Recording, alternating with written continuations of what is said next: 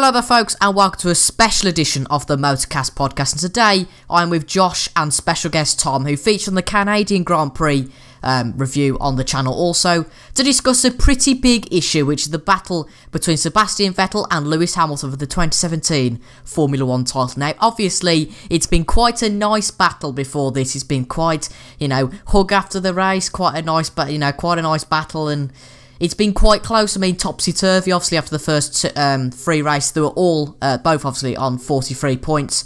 And after that, Vettel has slightly slided away with getting those more points in the championship. But at the Azerbaijan Grand Prix, the two drivers collided for the first time. And for the first time this season, neither driver were on the podium. So, pretty dramatic.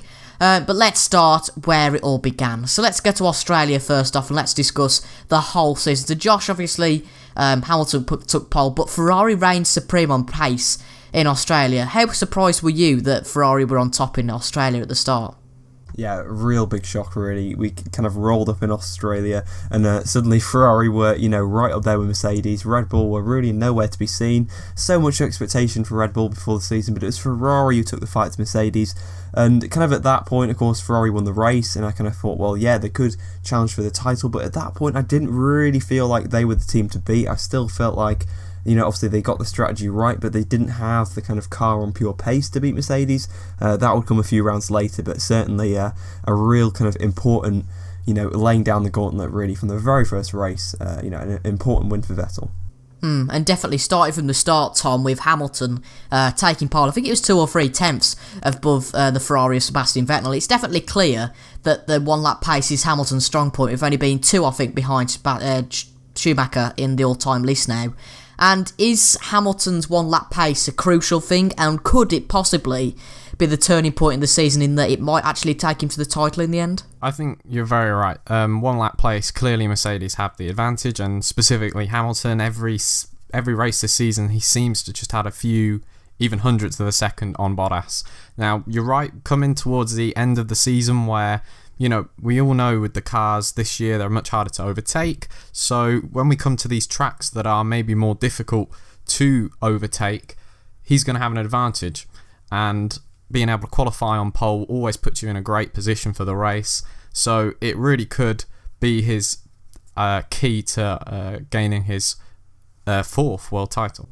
Definitely, I completely agree. So obviously Australia, it wasn't really a race where much happened. It was quite bland, but obviously, both drivers switched positions as Ferrari were just quicker on pace. Now, we go to China, Josh, and the situation was kind of reversed, with the Mercedes seemed to have the optimum pace. And it got quite exciting, didn't it? Because both drivers at the end of that race ended on 43 points. Yeah, I think pretty much it was clear from that kind of China race that this was a real head-to-head battle between Vettel and Hamilton. Bottas had kind of been strong in Australia, but of course spun under the safety car in China, and that kind of set it up between Vettel and Hamilton. It was clear, this was a championship fight between those two. Was Vettel going to become a 5-time world champion, or was Hamilton finally going to level with Vettel on 4 titles apiece? I think that's really important, really, to both of those there. Got of course very kind of big heroes. Vettel arguably with Schumacher, and Hamilton arguably with Senna. It was a real kind of big rivalry in both the kind of the on-track and also the statistics as well, I certainly believe. But yeah, in terms of China, it was a great comeback from Vettel. He was kind of slightly unlucky with the kind of timing of certain kind of incidents in that race, which kind of did not really go his way, but he fought pretty well back up to 2nd place after initially not really getting the best start to the race. So yeah, certainly an important one, and as you mentioned, a level on points. This one was close after China, and I think it's certainly going to be close all the way to Abu Dhabi. Yeah, completely agree there, Josh. And obviously, just talking about Valtteri there, Bottas. Obviously, we were talking just before we came on air about Bottas being Mr. Consistent with basically pretty much 100% podium rating, apart from that retirement in Spain and a few races where he finished 4th. And obviously, that race in China where he spun. And was that kind of, Tom, the first signs of inconsistency, Tom? And clearly, that Bottas maybe this season isn't championship material, and it's a battle between the two at the top. I think you're right. I think we must remember this is Bottas' first season, not only in the Mercedes team, but in a championship winning car. He's got, one of the best drivers on the grid, maybe one of the best drivers ever, as his teammate in Lewis Hamilton. So it was always going to be a big challenge for him to come and win the title, even if it was just a straight horse a straight race between the two Mercedes. Like you said, there's a few races where he made, a few mistakes, or he's just so happened to not be on the podium. And I think that's what's really going to, come halfway through the season. Maybe by the time we get to Belgium after the summer break, he will be the confirmed second driver. I think right now they're going to still be, a little bit more open, but once a Ferrari, maybe, who knows, if Sebastian Vettel gets, 25 points ahead again come Belgium, he's going to have to play that second role, Valtteri Bottas. But I think he's done good. He's bringing in the points, but I agree, he's going to have to play for his first season anyway, the supporting role. Yeah, definitely. And Josh, would you say maybe before the summer break that Bottas could get a win again? Obviously, we've got Austria, Silverstone, and just Hungary, so we've only got the 3 races before the summer break. Do you see Bottas winning any of those? Well, it probably would happen if Hamilton and Vettel hit each other again, but, I doubt it after Baku. Yeah, I mean, he's got the potential for sure. I mean, Austria obviously is kind of the obvious one, but jumps out to me. He's been very strong around there, of course, in the past. Nearly won that race in 2014, and maybe wants a bit of retribution this year. So he's always gone around, well around Austria, and also Silverstone as well. He's got a good record around, plenty of experience there. So there's a potential there, but of course, Hamilton and Vettel are just such in a class of their own. It's going to really take kind of an off weekend for both of those to get that win. But considering just how hard it is to overtake in these cars, if Bottas can kind of get into a similar situation in Russia, where he managed to kind of jump the Ferraris off the line and get into that first position, then it's going to be, I think, fairly comfortable for him, because he's shown he can kind of withstand the pressure to go on and take that second win. So certainly there's potential there, but of course, he might not win again this season. We'll have to see. And definitely, yeah, I completely agree. And obviously more on Bottas as we move into the Bahrain discussion. And obviously, Tom, as we all remember, Bottas took his shock first pole in Bahrain. Obviously his teammate is renowned for his pole pace. But obviously it was poor strategy in the race and it saw Vettel win. He was already 30 points behind Vettel in the championship at this point. Did that just highlight that it was a 2-horse race? I know it kind of was after China, but does that just highlight that it was even more of the 2-horse race after that race? I think so. I think, this was the first race that Bottas has ever been on pole. The first race he was leading. He was under pressure from 2 of the best guys on the grid, who are, the championship contenders this season.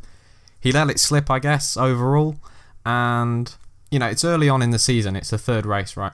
But you're right, these are the sort of moments in the season where you do see, and if you're going to try and win a championship, every race you've got to be on it, in my opinion. Yeah, definitely. And we'll move on to Russia, because I don't really think there was much to talk about in terms of Bahrain. And we're not going to try to talk about Bottas too much, because this is a Hamilton and Vettel discussion. As much as I love Valtteri Bottas, we're going to have to steer clear of him just a little bit. So he did win the Russian Grand Prix, but talking about Hamilton a little bit, Josh, Hamilton was off the pace his teammate all weekend. He might have had car problems, but whatever. Vettel maximised his result for P2. But was this a turning point for Hamilton after Russia obviously he got a win in Spain? But was this really a turning point and he went, look, I think I'm probably a little bit behind Sebastian in the championship, and I've got to pull myself together if I want to, a challenge for this championship, because the Ferrari is clearly competitive and actually probably not as maybe not better than the Mercedes, but certainly on a par or just below. And Vettel was above at that point, and obviously still is. And do you think that Hamilton thought that he's just got to get on with it and win some races? I think it was a sign of, what might be one of the kind of weak points of not really Hamilton, but kind of the Mercedes car itself this year. It kind of gets stuck in a rut on Friday. They can't really find a good balance with the car. And in both kind of Russia, and I'll jump ahead slightly to Monaco as well, of course, where it really just didn't click for Hamilton really at any point in the weekend. And that's where he lost major ground to Vettel, of course, both in Russia and in Monaco. But then you look at a race like Spain, where Hamilton just jumped, straight back. He bounced straight back at the next race, and also Baku as well. I mean, sorry, forgive me for jumping ahead, but on Friday, of course, he was having a pretty miserable Friday, just like we kind of saw in Russia and Monaco. But then come Saturday, he actually managed to rectify those problems and looked pretty, dominant, of course, taking pole position. So I think, although that might be a weak point in these kind of early races, it looks like that maybe, Mercedes and Hamilton have kind of sorted out this issue. And even if that issue is still kind of there's only Singapore really, left this season that could kind of cause that issue. So I think he's lost a bit of points early on due to this issue, but maybe Baku proves that it's one that they, slightly have fixed. typical journalist trying to break the rules. But on to Spain. Obviously, Hamilton got the full Monty that weekend, and it's good to point out that in any race that Hamilton's won so far this season, he's got the full Monty, which means he's took pole, got the fastest lap, and then obviously got the win in that Grand Prix. So Hamilton got a full Monty on that weekend. And the question is, Tom, I know we talked a little bit about just raw pace on pole, but is Hamilton just unbeatable when he's on the pace? I mean, he should have really won in Baku, because when he got the tyres switched on, he was just quicker than anybody else. But in Spain, I think Spain was pretty much his most dominant win so far. Maybe Canada, actually. But would you say that Hamilton's simply just unbeatable when he's on the pace? I think Hamilton, when he's against 95% of drivers on the grid, he's unbeatable. What I'm saying is, if he had Vettel or maybe Alonso or somebody like that as his teammate, maybe it'd be a different story. We don't know, but what we're trying to say is, against definitely a quality opponent like Bottas, on his day, if the Mercedes is the best car, he is unbeatable, yeah. And I think Canada was definitely his most dominant win that I've seen in actually quite a few years, I believe. Because I think in Spain, they actually looked into the win. I think Sebastian, Vettel, or both of the Ferraris got ahead of him off the line, and then I think something happened with a safety car or pit stops. But yeah, Raikkonen and Verstappen collided too much, didn't they? Right, yeah. It was quite a bit of drama, if you remember. But either way, Canada for sure. I remember that one clearly in my brain. That was a clear dominance. I mean, he was 30 seconds ahead of his teammate, right? Like, it's ridiculous. And I think, yeah, we know Verstappen got ahead of his teammate, but for about 50 laps of the race, Bottas had nobody else ahead of him but his teammate, and he just couldn't close a gap. So, yeah, I would agree that he is unbeatable sometimes, for sure. Yeah, I think that was the only weak point, really, of Valtteri I can think, maybe apart from that China spin throughout the season. But Josh, Vettel, let's talk about Vettel in Monaco, because obviously Raikkonen shocked us all with pole position. We had team orders in Ferrari, or didn't we? I'm not going to discuss that today, that's maybe for another video, but obviously Hamilton recovered from a poor qualifying, not necessarily caused by himself. It was Stoffel Van Dorn having a crash, which means he couldn't couldn't improve on his last time, but I don't think he was going quicker anyway. But he got positions gained, gaining 7 places after his poor qualifying. But Sebastian Vettel on the pace all day, and maybe Vettel not as unbeatable as Hamilton when he's on the pace, but both drivers are very good. I mean, Vettel obviously went on a massive streak in 2013. Both drivers, Josh, are very, very good, aren't they? When they're in the lead, just pushing like hell and basically getting the race wrapped up. Yeah, Monaco is a great example, really, of that for Vettel. I mean, like you said, he wasn't exactly, had supreme pace that weekend. I mean, he was out-qualified by Raikkonen, but he still got the win. I think with or without team orders, he was always going to win that race, in my opinion. Even though it's so hard to pass, he just had such superior pace that when that pit stop came round, either way, he was going to jump Raikkonen because his tyre wear was better and his, in-laps and out-laps were much better than Raikkonen. So, for me, Vettel definitely deserved that win. You look at Spain as well. If you remember back to qualifying in Spain when, obviously Vettel's car was slowing and he said, that crucial line, are you sure, should we stop this car? Should we abandon qualifying?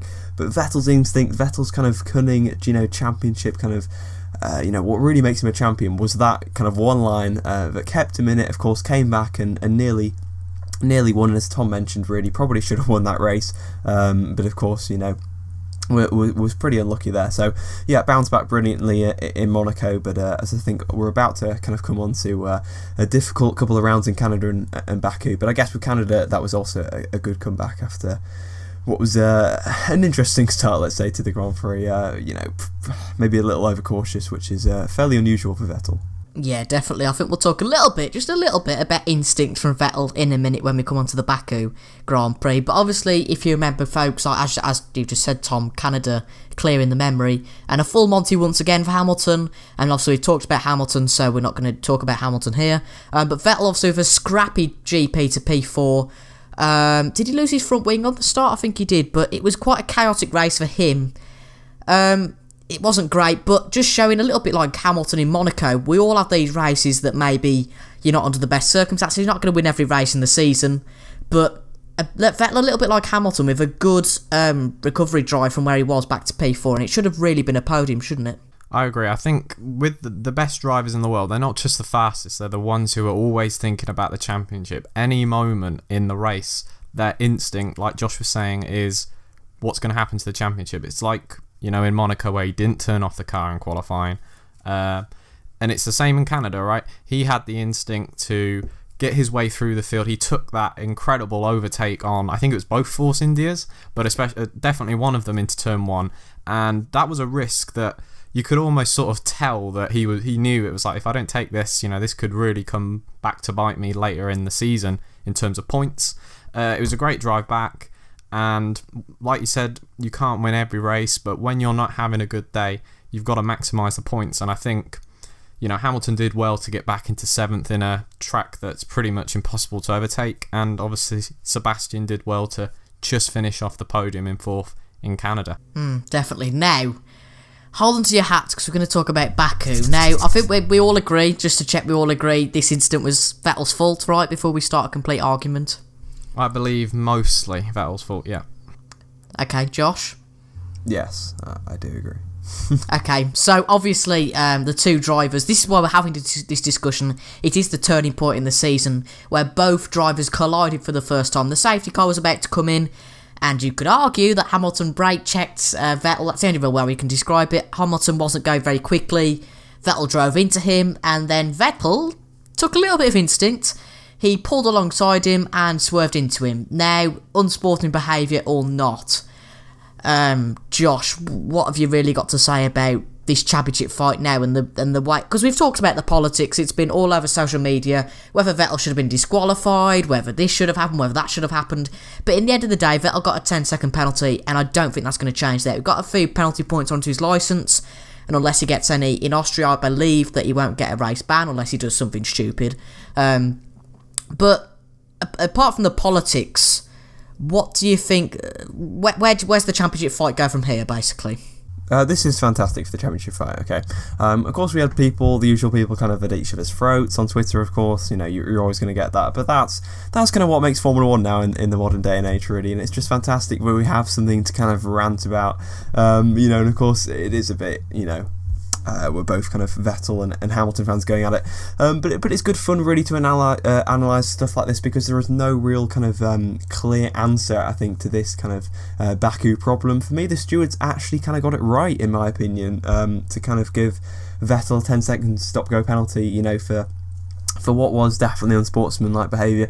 I mean, if you kind of look at the onboard, it's a bit of a weird one, because Vettel kind of puts one of his hands up, and it doesn't really look like he kind of, you know, forcefully turns into Hamilton. It almost looks like he kind of lost control of his car and went into Hamilton.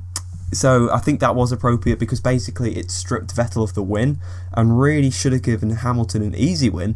But of course the complication was the headrest, that of course came loose and meant Hamilton, you know, actually dropped behind Vettel. So I think that was kind of unfortunate in the way that worked out, because really what it should have meant was that Hamilton got an easy win and Vettel was punished for his mistake, lost points in the championship to Hamilton. But of course it didn't transpire that way, and instead Vettel actually gained points. So I'd be interested to see what Tom thinks. Do you think that was the right decision from the stewards? Well, Josh asked the question. I think, I don't know, I think firstly I mainly believe that it's Vettel's fault, right?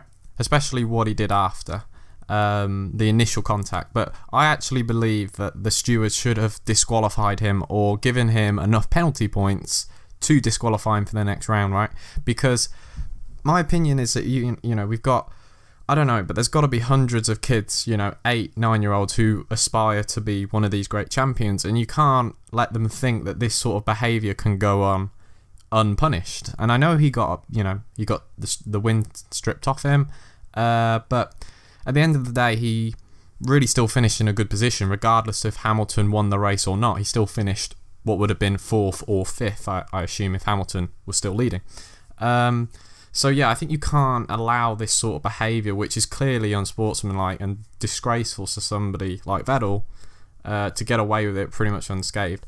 I think Hamilton, you know, I don't know if it was it wasn't a clear brake check, but if there was any, you know, weirdness going on, it was, I'm just trying to say that it did look strange from the TV footage, but it wasn't like an obvious brake check. It was, you know, when you're the car behind, you have to see what's in front of you. You have to, you know, it's like on the roads, right? If somebody stops in front of you, you don't just keep driving because you think it's fine. You've got to stop. It's simple as that. So mainly Vettel's fault.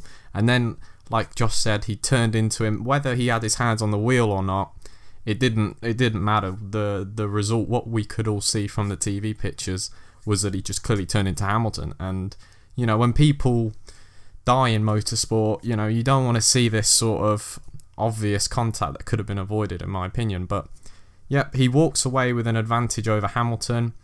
That's, you know, not a great message. But I think mentally, I think Vettel, I don't know.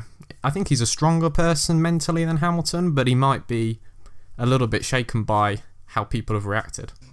Definitely. I don't really know what your guys' stance is on this, but how do you think I don't think both of them conducted themselves very well after it at all. Neither of them. I mean, Vettel not claiming responsibility, saying why did I get those penalty points, and kind of Hamilton being a little bit childish, I felt, Josh, you know, saying that if he's a man he can prove it outside the car. I mean, I don't see what the kind of logic is in those sort of comments, do you? Yeah, Hamilton said, meet me outside McDonald's.